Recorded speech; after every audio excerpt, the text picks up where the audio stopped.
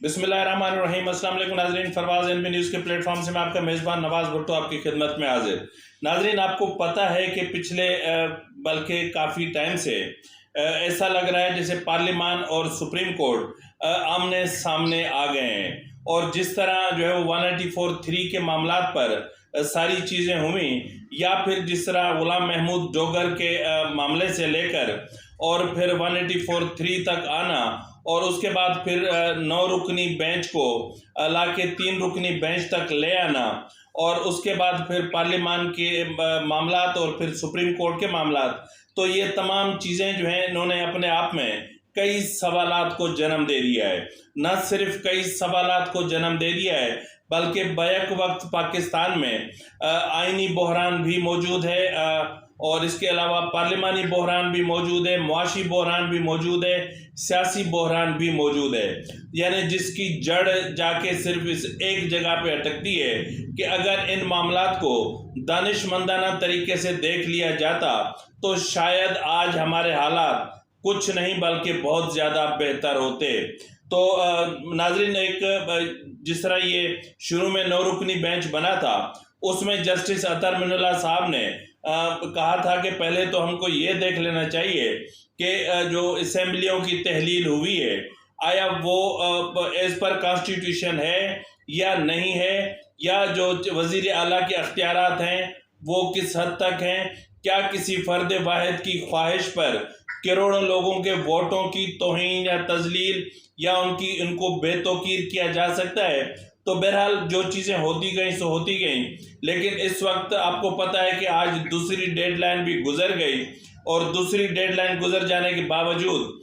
Election commission ने भी अपनी रिपोर्ट दे दी, जिसमें उन्होंने कहा कि जी हमारे पास जो है वो लॉ एनफोर्समेंट एजेंसीज और पुलिस की नफरी मौजूद नहीं है, और आज जो प्रिंटिंग करवानी थी इंतखाबी फहरिस्तों की वो भी नहीं हो सकी। आज आखिरी तारीख थी, वो गुजर गई। और इसके अलावा जो वजारत खजाना ने भी एक रिपोर्ट पेश की, और स्टेट बैंक ने भी एक रिपोर्ट पेश की। तो इसके बाद गुज़िश्ता रोज़ जो मामलात हुए, जिस तरह अपना DGISI और DGMI और जो है वो सेक्रेटरी डिफेंस ने उनसे मुलाकात की, उसके बाद मामलात काफ़ी हद तक ठंडे होते दिखाई दे रहे हैं। और इस हवाले से मैं आपको ये भी बताता चलूँ कि गुज़िश्ता रोज़ पाकिस्तान बार ने भी एक सीरियस स्टैंड लिया था, और वो सीरियस नहीं बल्कि सख्त स्टैंड था। यानी वो था जो है वो एक आइन की दिफा के लिए, और सुप्रीम कोर्ट के अंदर एक जो वन मैन पावर शो है उसको रोकने के लिए। तो नाज़रीन, इन तमाम चीज़ों पर डिस्कस करने के लिए आज हमने जहमत दी है सलीम मंगरू साहब को, जो सिंध हाई कोर्ट बार के सदर हैं। मंगरू साहब, welcome to the show. Thank you very much. Mangru साहब, इस वक्त जो सिचुएशन है, या जिस तरह आज सिचुएशन क्रिएट हुई और दूसरी डेडलाइन भी पूरी हो गई, और हुकूमत की तरफ से 21 अरब रुपए मुंतकिल नहीं किए गए, और ज़ाहिर है उसकी उन्होंने एक ठोस वजूहात भी बयान की, तो इसके बाद जो सिचुएशन बनती नज़र आ रही है उसको आप कैसे देख रहे हैं? ये बिल्कुल तसादुम की तरफ हम देख रहे हैं कि ये दोनों तरफ से तनाव की सूरत हाल है, और दोनों तरफ जो है वो तसादुम की सूरत हाल एक अख्तियार की जा रही है, जो मुल्क के लिए बेहतर नहीं है, जो जमहूरियत के लिए बेहतर नहीं है, जो अदालत के लिए बेहतर नहीं है। क्योंकि आपने देखा कि अदालतों को हमेशा इस्तेमाल किया गया, डिक्टेटर ने अपनी जो है वो इलीगल एक्ट्स को जस्टिफाई करने के लिए इस्तेमाल किया। जमहूरी हुकूमतों ने अदालतों को कोशिश की कि वो उनको सपोर्ट करें, और अब इस टाइम पे सिचुएशन ये है कि हमें कहीं ना कहीं लाइन ड्रा करनी पड़ेगी, इसलिए कि हमें जो है ये डिस्क्रिशंस की जो पावर्स हैं और जो हमारा रूल ऑफ नेसेसिटी है, इसको खत्म होना पड़ेगा। हमें मसलियत से निकल के हकीकत पसंदाना बनना पड़ेगा, फिर जाके हमारी कौम और अदालती निजाम के लिए भी बेहतर होगा। आइन पहले, तो सबसे पहले है आइन। आइन क्या कहता है, आइन के बाद जो है कानून क्या कहता है। और बात है कि जी एक आदमी के पास क्यों, मुझे तो ये इस पे हैरत है कि जी ये जो अभी कानून बना सुप्रीम कोर्ट के बारे में, अब सुप्रीम कोर्ट के अपने रूल्स भी बनाए जा सकते थे, जो इसका उनको अख्तियार है आइन के अंदर, लेकिन उन्होंने प्रॉपर अगर नहीं बनाया रेगुलेट करने के लिए बिलखसूस टोमोटो पावर्स को, तो उसके लिए अगर कोई कानून साजी हुई है तो उस कानून साजी में मुझे नहीं लगता कि कहीं पे सुप्रीम कोर्ट के पावर्स कम किए हैं। सुप्रीम कोर्ट के जो पावर्स हैं अंडर आर्टिकल 184(3) वो कहीं पे कम नहीं हुए,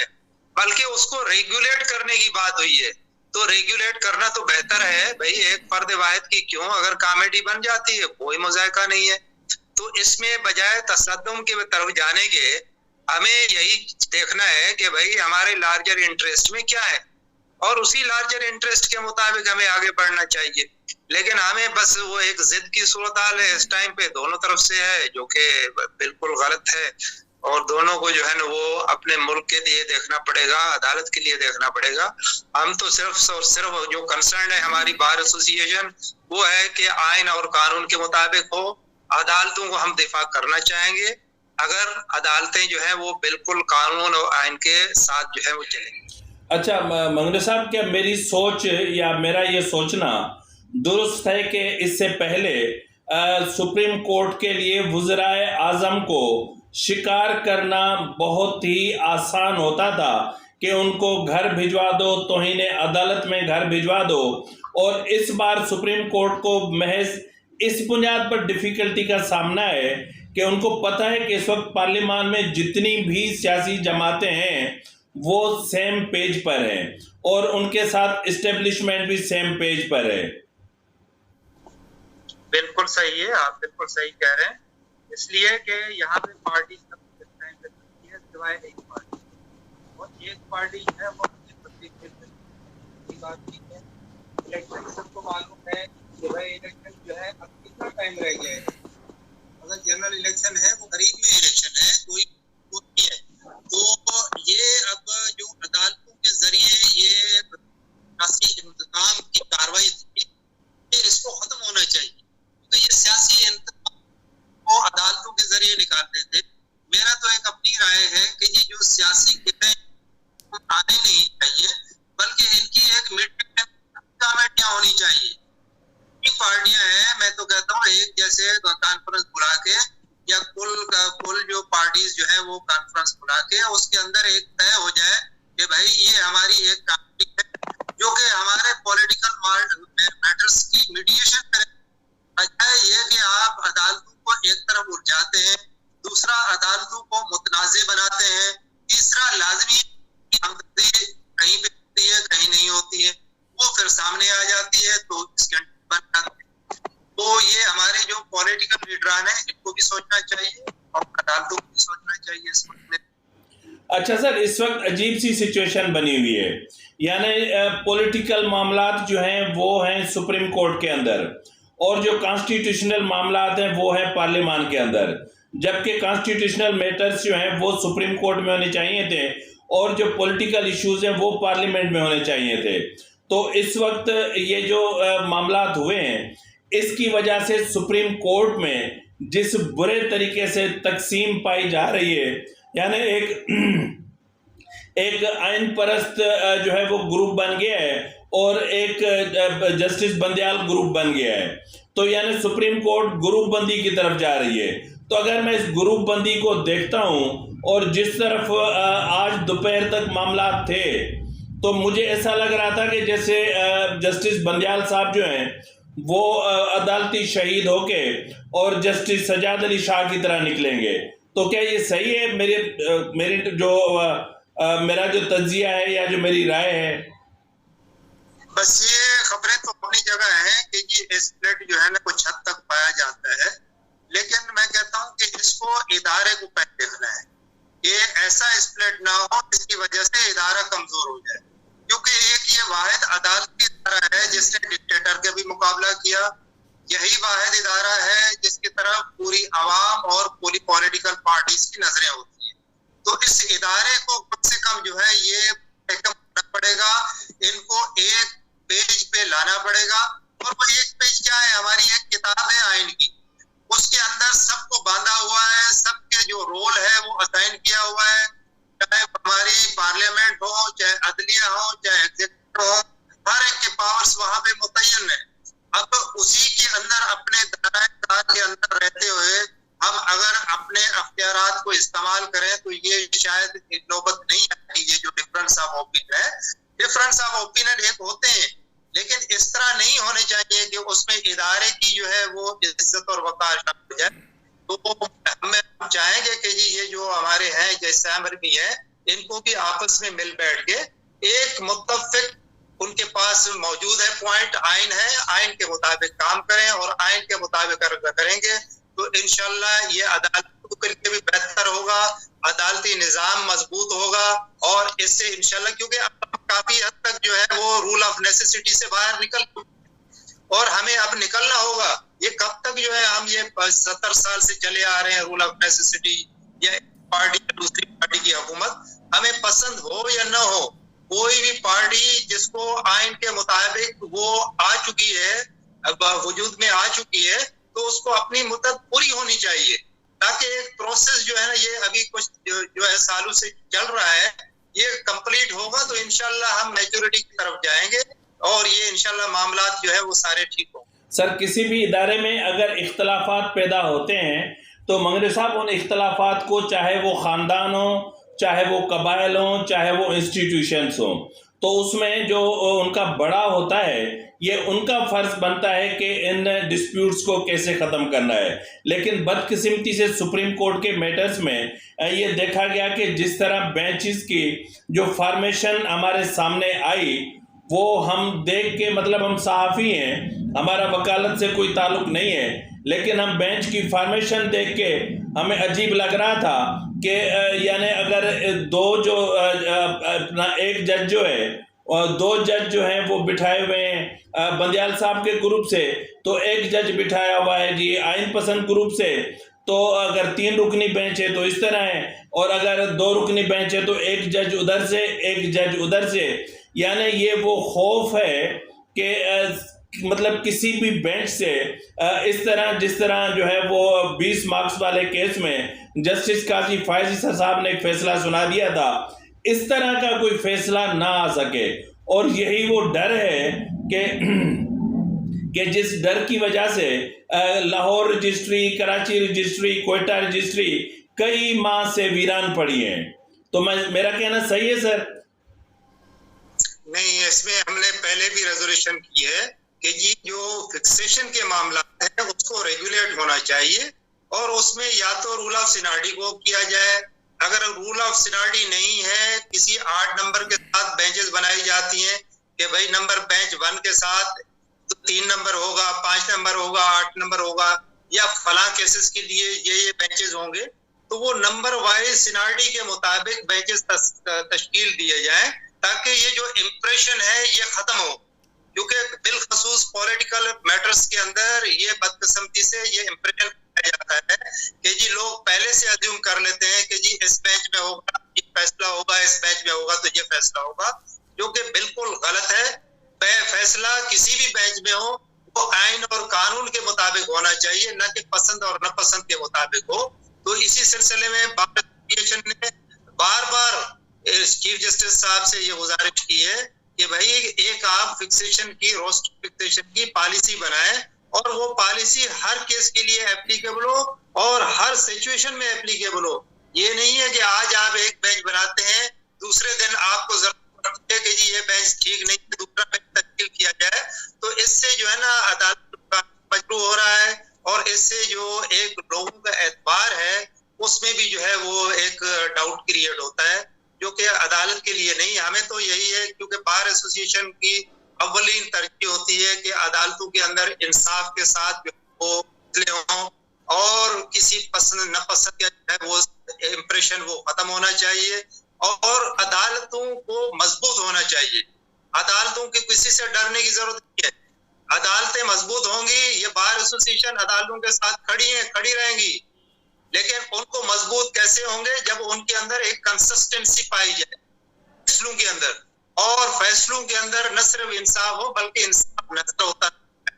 तो फिर ही जाके हमारे इंशाल्लाह से ये सिस्टम जो है ये बेहतरी हो जाएगा। नहीं सर, देखिए जिस तरह अभी 8 रुकनी बेंच बना 184(3) के और अदालती इस्लाहात बिल के हवाले से, उसमें मतलब सीनियरिटी नाम की कहीं पर कोई चीज नजर नहीं आई। यानी इसमें खुद चीफ जस्टिस ने इसके बेंच को हेड किया जिनके जो खुद इसमें बेनिफिशरी हैं, और इसके अलावा उन जजेस ने भी वो भी इस बेंच में बैठे जिनके खिलाफ 4-4, 5-5 जो करप्शन की शिकायत हैं या फिर मिसकंडक्ट की शिकायत हैं वो सुप्रीम जुडिशल काउंसिल में मौजूद थी। तो इससे क्या परसेप्शन निकलता है? ये बिल्कुल गलत था। बार एसोसिएशन ने अपनी रिजर्वेशन जाहिर की। पहली बात तो इस बात पे रिजर्वेशन है कि ये एक बिल था, अभी एक्ट की शक्ल अख्तियार नहीं किया था, तो इसका जो एक्शन था ये प्रीमेच्योर एक्शन था, नंबर 1। नंबर 2 के इस एक्शन के तहत वो लोग जो कि इससे अफेक्ट हो रहे थे, अफेक्ट ये मैंने जैसे पहले कहा, इस बिल से कोई पावर्स जो है वो कम नहीं किए जा रहे थे सुप्रीम कोर्ट के, बल्कि उन पावर्स को रेगुलेट किया जा रहा था। बजाय फर्द वाहिद के एक कलेक्टिव विजडम की तरफ जा रहे थे कि उसके अंदर एक कमेटी बनती है तो वो एक कलेक्टिव विजडम कहलाती है। तो कलेक्टिव विजडम में क्या खराबी थी? कोई ऐसी बात नहीं थी, लेकिन उसके एक्ट बनने का भी इंतजार नहीं किया गया, बल्कि उससे पहले ही उसका जो है वो सोमोटो लेके उसको जो है वो सस्पेंड करना ये गैर मुनासिब था। और न सिर्फ ये बल्कि हमारी बार एसोसिएशन की ये भी डिमांड रही है कि भाई जो भी फैसला हो आप फुल कोड बनाएं। आप फुल कोड होगा तो सब जितने पॉलिटिकल पार्टीज हैं इन सब की रिजर्वेशन सिर्फ फुल कोड की वजह से है। फुल कोड में अगर इस टाइम पे 8 जजेस आपके साथ अक्सरियत में है तो टोटल इस टाइम पे जो काम कर रहे हैं वो 15 जजेस हैं, तो 15 जजेस में अक्सरियत तो हो गई, तो उसमें फुल कोर्ट से ये इंप्रेशन खत्म हो जाएगा। तो हमें जो इंप्रेशन है ये खत्म करना पड़ेगा और ये प्री मैच्योर एक्शंस भी नहीं लेने पड़ेंगे। एक्शंस जो है ना हमेशा मैच्योर होने चाहिए और हमें भी मैच्योर होना पड़ेगा, क्योंकि बहुत हो गया। अब इसका नुकसान जो है मुल्क को, क्योंकि आपने देखा कि दुनिया के अंदर जितनी भी मुल्कों की तरक्की का राज है उनका अदालती निजाम की बेहतरी है, और हमारे यहाँ भी यही हो सकता है अगर हमारे अदालती निजाम में एक प्रॉपर इस्लाहात हो जाए। मैं फिर कहूंगा कि ये पार्लियामेंट का काम था कि प्रॉपर इस्लाहात लाए।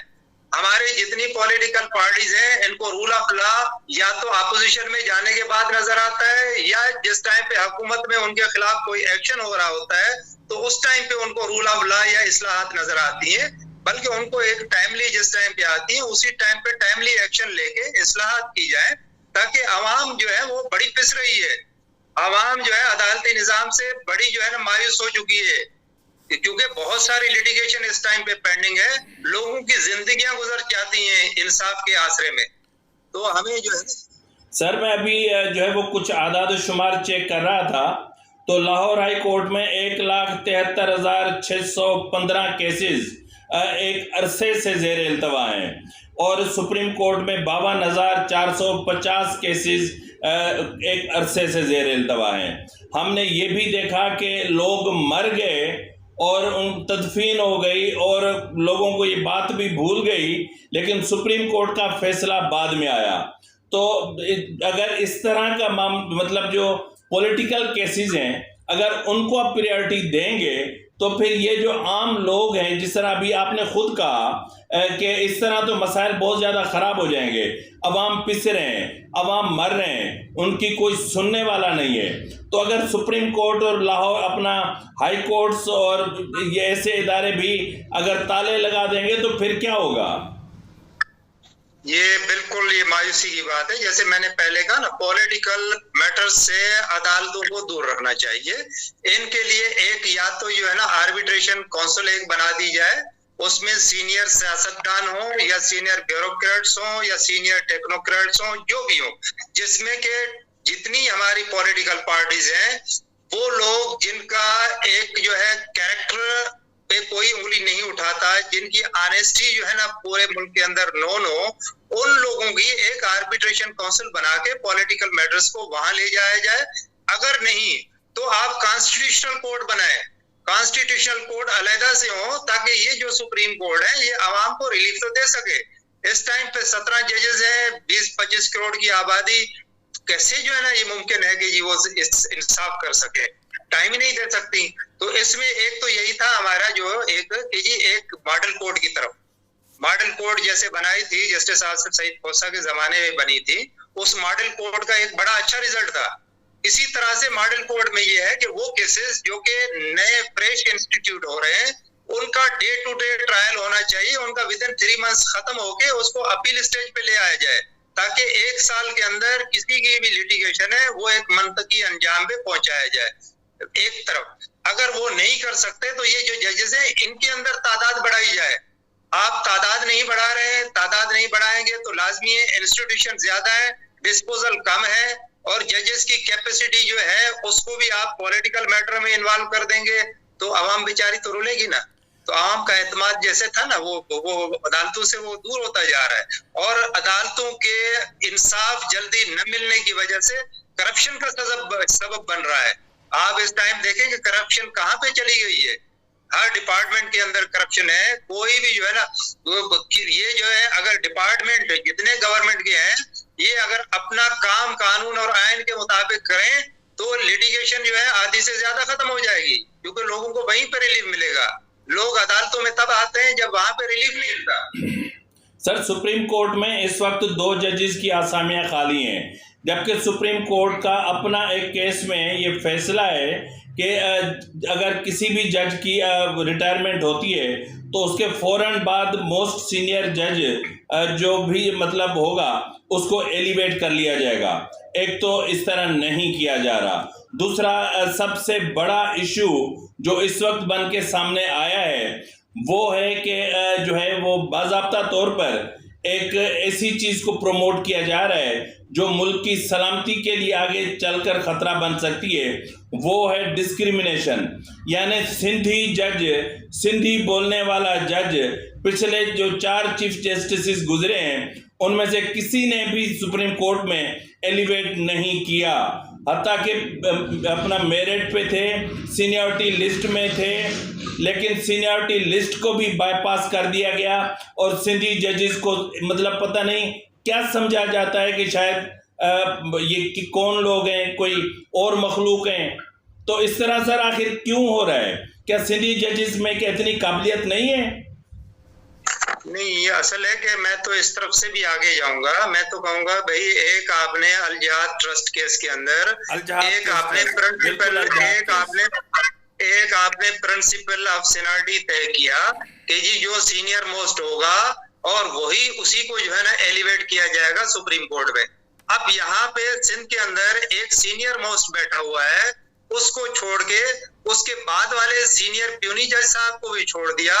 फिर सीनियर जज साहब है उसको भी छोड़ दिया, और 4थे नंबर और 5वें नंबर वालों को अभी तो रिसेंटली जो है ना वो 7वें 8वें नंबर वालों को कंसीडर किया गया। तो ये रूल ऑफ सीनियरिटी कहाँ गया? अगर आप कहते हैं कि जी एक जज जो है ना वो सुप्रीम कोर्ट में जाने का अहल नहीं है, तो क्या वो यहाँ पे चीफ जस्टिस रहने का अहल है?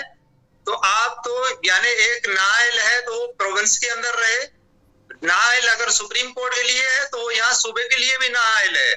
तो उसका न लेके जाना वही बात जो है ना वो एक इंप्रेशन क्रिएट किया जाता है कि जैसे कि सिंधी जज को नहीं लिया जा रहा। तो ये इंप्रेशन को भी खत्म करना होगा हमें। रूल ऑफ सीनियरिटी एक जब आपने एक तय कर दिया, अब उसमें ये नहीं है कि चाहे सिंधी हो, पंजाबी हो, महाजर हो, कोई भी है, वो सीनियर मोस्ट जज है उसी को ही जाना चाहिए। या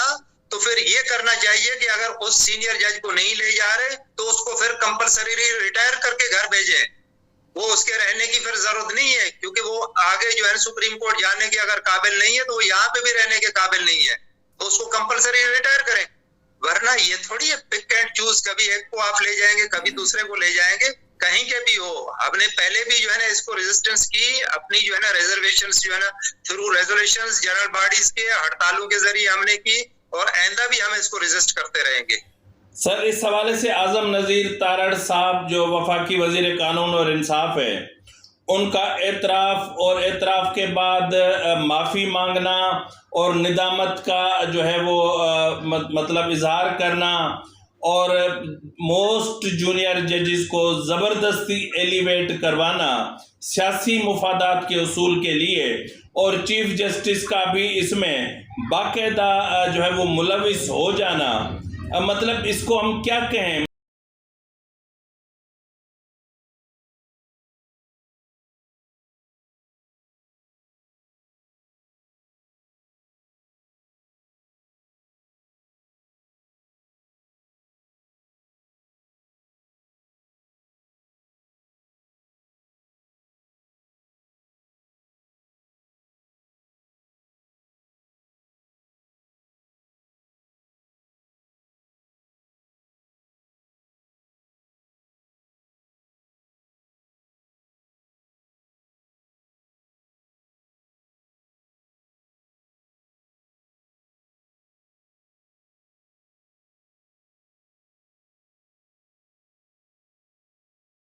जहां भी आपने गलती मानी उसके बाद आप उस सीट पे नहीं बैठते हैं। आप कहते हैं जी ये मैं रिजाइन करके जा रहा हूं, मुझसे ये गलती हो गई, दानिस्ता हुई, गैर दानिस्ता हुई, मसलियतन हुई, सरियन हुई, किसी भी तरह से जो गलती है आप उसका एतराफ कर रहे हैं, तो आपको फिर वहां पे नहीं रहना चाहिए। ये तो एक बात है। दूसरा है कि जी हम तो हमेशा मसलियत का शिकार होते रहे हैं,